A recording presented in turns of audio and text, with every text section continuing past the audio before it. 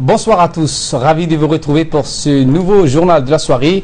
On commence par les titres de ce samedi 31 octobre. Une réunion du Haut Conseil national du dialogue privé-public s'est tenue ce matin, c'était au Palais du Peuple. Et aucun survivant dans le crash de l'avion russe, dans le Sinaï en Égypte. Les 224 passagers ont péri dans l'accident. Élément de réponse dans ce journal. Voilà donc pour le sommaire. Merci de nous accueillir chez vous. Mais avant de développer ces titres, une information de taille où tout Djibouti est en effervescence ce soir. En effet, l'ensemble des réseaux d'associations de la société civile se préparent à la grande marche de soutien prévue pour demain matin, demandant au chef de l'État de briguer un 4e mandat. Nous reviendrons sur cet événement large de nos éditions de demain. C'était donc dans les titres, suite au lancement du président de la République du Haut Conseil national du dialogue public-privé en 2014, la première réunion d'orientation stratégique du Haut Conseil national s'est tenue ce matin au Palais du Peuple. Cette réunion a été présidée par le Premier ministre Abdulkader Kamil Mohamed et a vu la participation du ministre de l'économie et des finances, des membres du gouvernement, du président de la Chambre des commerces et des opérateurs publics et privés de la République.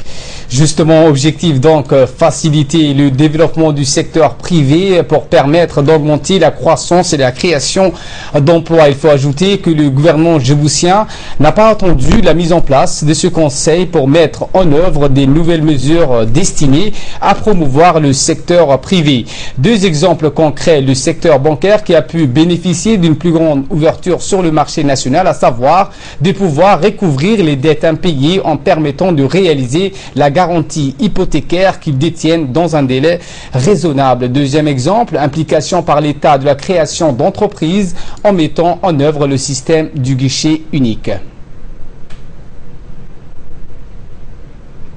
Ont été modifiés, des positions ont été adoptées et parfois certains réflexes ont persisté et les processus participatifs sur lesquels nous nous étions tous engagés n'a pas été effectif. Nous le savons tous, depuis plusieurs années, le gouvernement dont vous êtes membre a mis en place des réformes profondes et des politiques visant à transformer Djibouti en une plateforme commerciale et de services pour la région de la Corne d'Afrique. Dans la réussite de ce dialogue, nous avons également des responsabilités, à savoir recueillir les préoccupations majeures de l'ensemble du secteur privé et défendre ses points de vue avec force, tout en recherchant les consensus et l'intérêt général. Pour ce qui nous concerne, toutes les thématiques identifiées sont certes importantes, mais pour la réussite de ce dialogue, des points essentiels doivent être réglés le plus urgemment. Il s'agit de la concertation préalable avant modification de tout texte réglementaire et juridique et la prise en compte de l'opinion et propositions du secteur privé.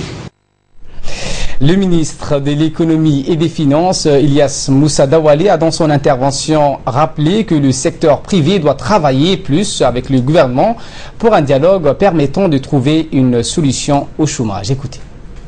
Le gouvernement, avec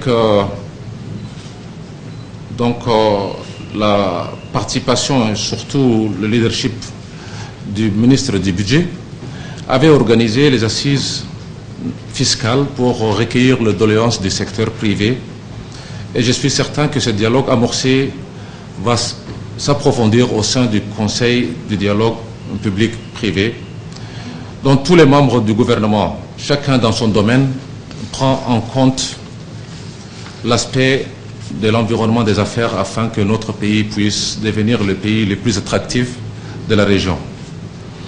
Pour ce faire, 3 points d'ordre du jour ont été retenus, notamment pour le premier point, l'examen et l'approbation du plan d'action triennal du comité d'orientation stratégique, donc à l'horizon 2016-18. Ensuite, l'examen et adoption des thèmes proposés, particulièrement pour 2016. Et enfin, l'adoption du projet de création d'une cellule d'appui qui doit nous permettre, naturellement, laquelle cellule doit être sur la base d'un mécanisme paritaire et susceptible de nous aider à évacuer les sujets d'intérêt sur la dite période.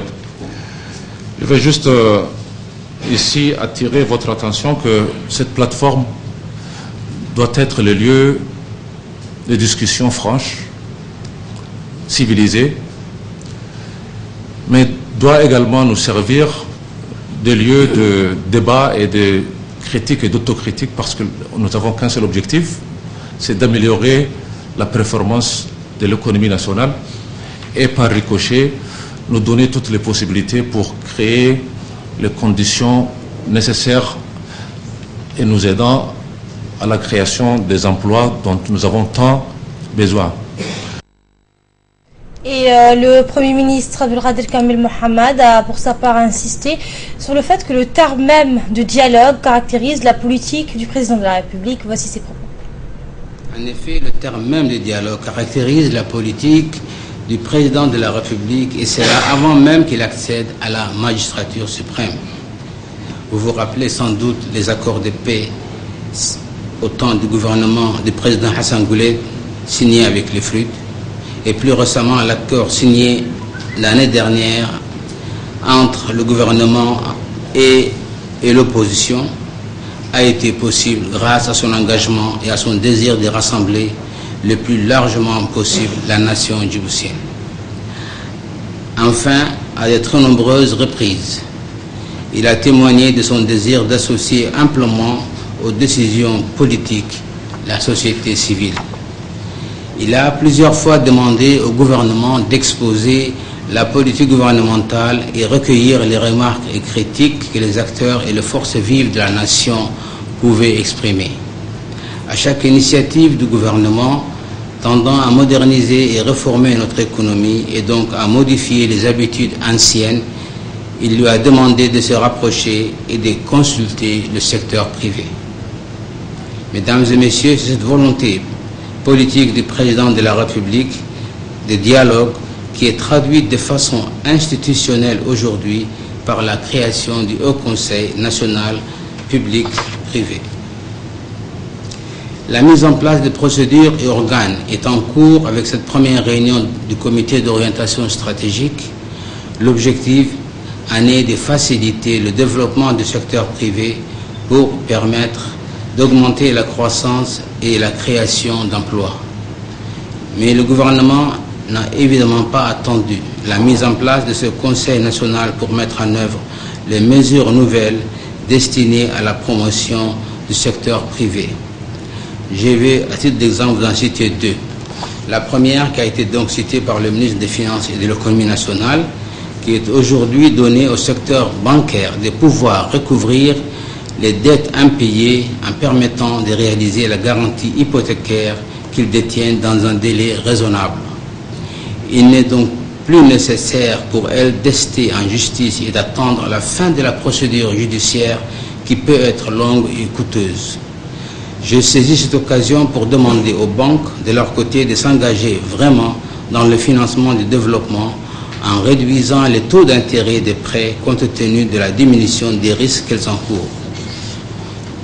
Deuxième exemple est relatif à la simplification et à la création d'entreprises grâce à la mise en œuvre de guichets uniques.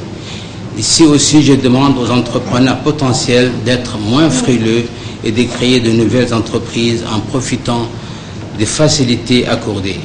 Les jeunes entrepreneurs doivent faire preuve de plus de dynamisme.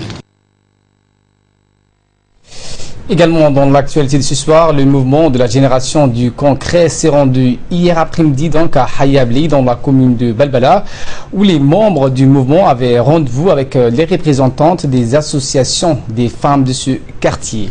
Et la délégation conduite par le président du mouvement Nasser Ibrahim Rayad a été reçue au siège de la coordination des associations des femmes de ce quartier où ils leur ont exposé les relations du gouvernement, les réalisations du gouvernement en matière de développement socio-économique. Il a été surtout question des réalisations des infrastructures routières en matière de santé, éducation et de développement social des femmes du quartier dit Hayab. Les femmes de ce quartier ont formulé des doléances concernant la construction d'un CDC, de l'octroi d'une ambulance au centre de soins. Des doléances qui seront donc transmises aux autorités concernées. C'est ce qu'ont indiqué les responsables de la génération concrète. Sport à présent, les associations de motocross de Djibouti ont organisé hier après-midi une journée sportive de motocross au site derrière le camp Limonier. À cette occasion, le secrétaire d'État à la jeunesse et au sport, Badoul Hassan Badoul, le secrétaire général, le secrétaire d'État, Wahib Hamadou et le directeur du sport, Shildon Khaire, ont pris part à cette journée de démonstration. Et les associations de motocross sont composées de l'association Djibouti Centre, l'association Djibouti Sud et celle de Djibouti Nord. Cette journée a réuni plus de 80 jeunes qui ont bénéficié d'une initiation à cette discipline très peu connue ici à Djibouti, pour que la jeunesse djiboutienne puisse s'épanouir en pratiquant une multitude de disciplines sportives qui agrandissent ainsi le paysage sportif djiboutien. Donc c'est ce qu'a déclaré le secrétaire d'État à la jeunesse et au sport, Badoul Hassan.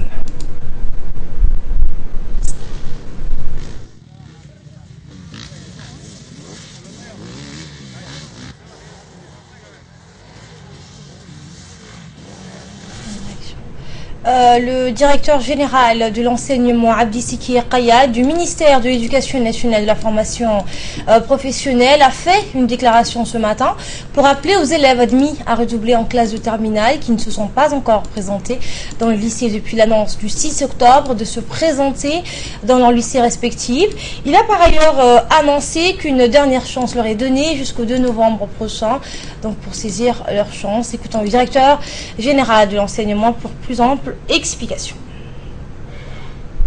À l'issue de la proclamation des résultats des épreuves du baccalauréat session 2015, quelques 2000 élèves ont demandé à être autorisés à redoubler dans les classes de terminale. À cet effet, une commission a siégé le 6 octobre 2015 pour statuer les cas de ces élèves. Au terme d'une longue discussion houleuse, au cours desquelles nous avons analysé, étudié les notes et les dossiers scolaires de chaque élève. Quelques 1650 élèves ont été autorisés à reprendre leur classe.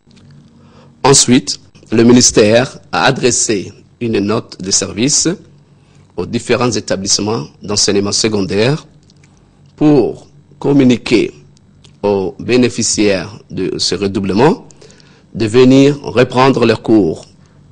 Et on a fixé une date butoir qui était le 30 octobre. La date butoir est passée aujourd'hui. Je précise donc ici qu'on donne encore une chance à ces élèves, 2 journées de plus pour venir s'inscrire et reprendre leurs cours. Donc jusqu'au 2 novembre. Passé ce délai de 2 novembre, les élèves qui ont été autorisés seront rayés de la liste systématiquement. On va donner la chance aux élèves qui étaient dans la liste d'attente. Quelques 200 élèves seront repris si les premiers élèves qui étaient autorisés à redoubler ne reprennent plus leurs cours à ce délai de 2 novembre. J'invite donc les élèves qui ont mis leur nom dans la liste d'attente d'aller vérifier leur nom à partir du 2 dans leur lycée respectif. Aussitôt vérifier leur nom, ils doivent s'inscrire et reprendre leurs cours dans leur établissement. Et dans le reste de l'actualité, sous l'égide du secrétariat d'État à la jeunesse et au sport, la fédération djiboutienne du karaté a procédé hier après-midi au lancement officiel de la saison sportive 2015-2016. À cette occasion, le directeur du sport, Shildon Khaire, et les hauts responsables de la fédération du karaté ont pris part au lancement officiel de la saison. Justement, le président de la fédération de karaté n'a pas manqué de remercier durant son intervention le secrétaire d'État Badoul pour son appui permanent et son engagement personnel à promouvoir le sport national. Il a rappelé que grâce à la politique de promotion et de développement du sport national, de plus en plus de jeunes pratiquent cette discipline qui était méconnue avant.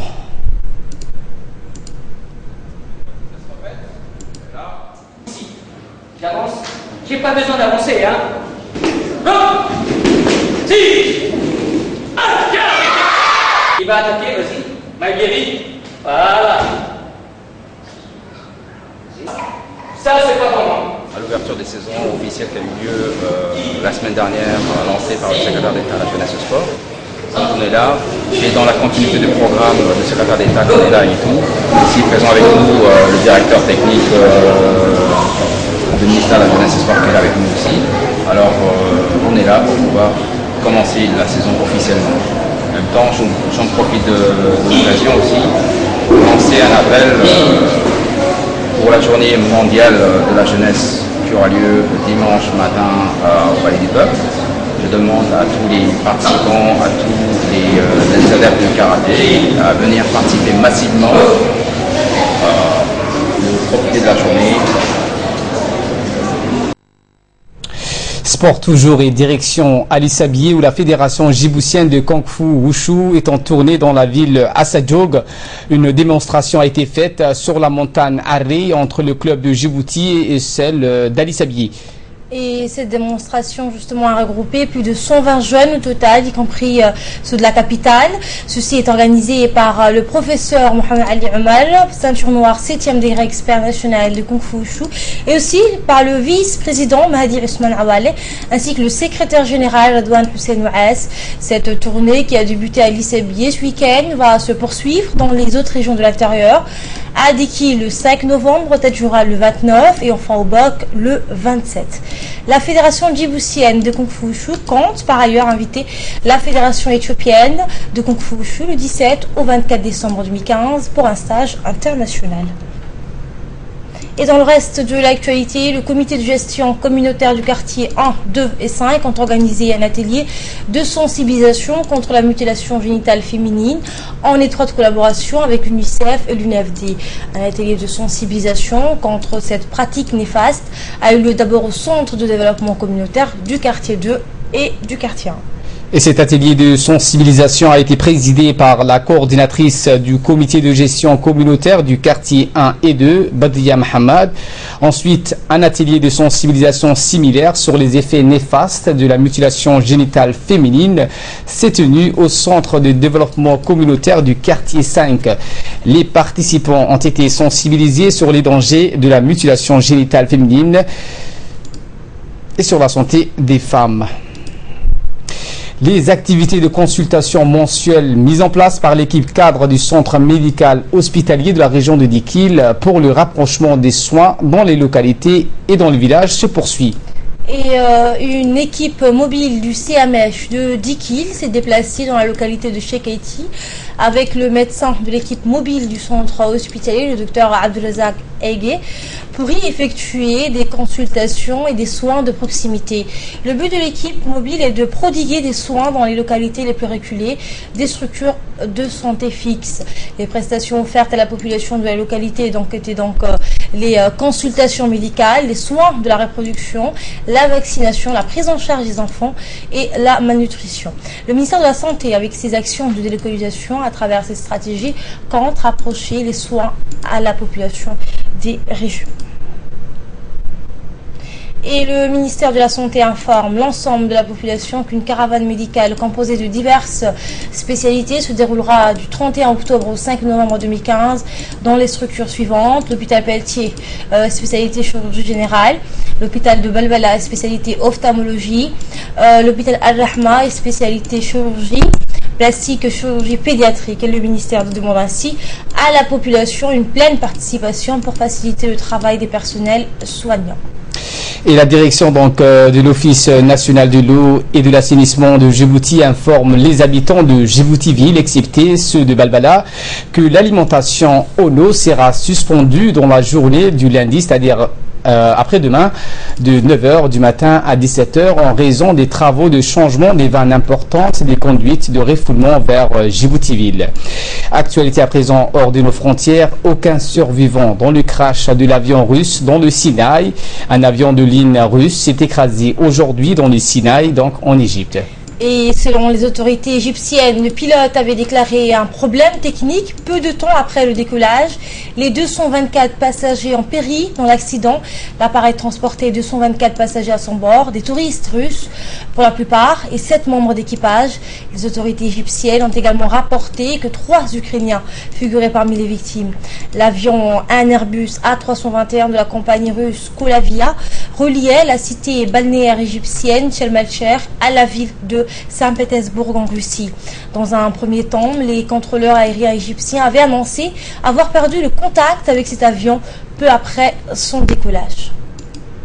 À l'étranger, toujours, une délégation palestinienne emmenée par le président Mahmoud Abbas a apprécié hier la procureure de la Cour pénale internationale d'enquêter sur des accusations de crimes de guerre israélien à Gaza en 2004 et lui ont remis un dossier sur des récentes exécutions extrajudiciaires. Justement, la procureure Fatou Bensouda a ouvert en janvier un examen préliminaire afin de déterminer si elle dispose d'assez d'éléments pour ouvrir une enquête sur des crimes de guerre présumés commis depuis l'été 2014 durant le conflit dans la bande de Gaza. C'est extrêmement important d'accélérer ce processus, a déclaré le ministre palestinien des Affaires étrangères Riyad Malki.